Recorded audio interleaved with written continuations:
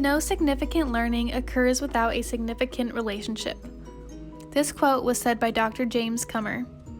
This quote goes along with the theory that most aligns with my philosophy of teaching mathematics, which is a socio-cultural learning theory.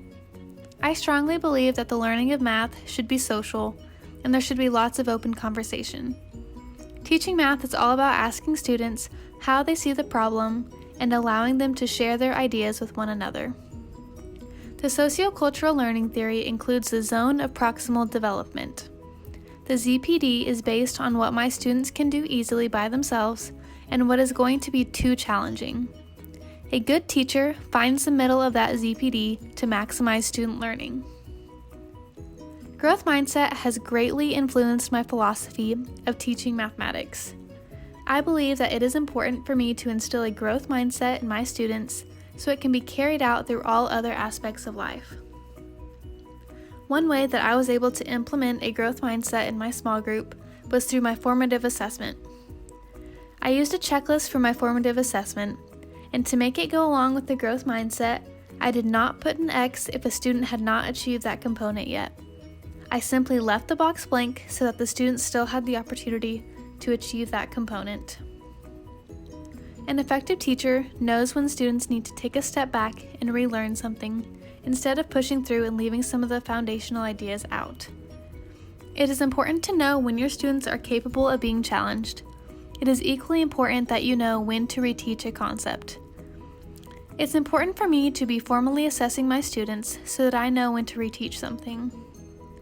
My formal assessment drives my instruction.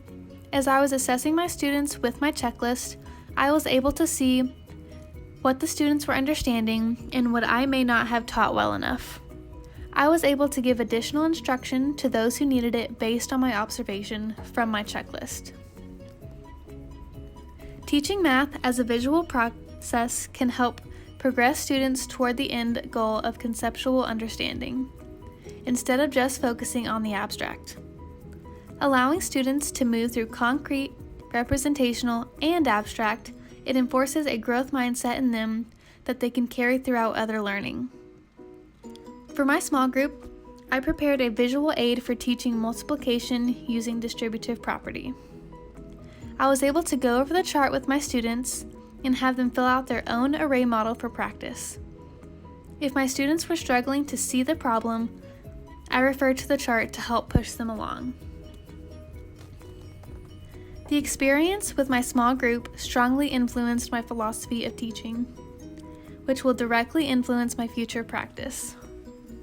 In my classroom, I plan to give my students plenty of time to explore the concepts at the concrete level. I want to give them plenty of time to think and visualize, as well as allow them time to ask questions. I want my students to keep an open mind about learning math. I'm going to instill a growth mindset in my students by encouraging them, placing more value on the process rather than the end result, and embracing imperfections as a step in the learning process.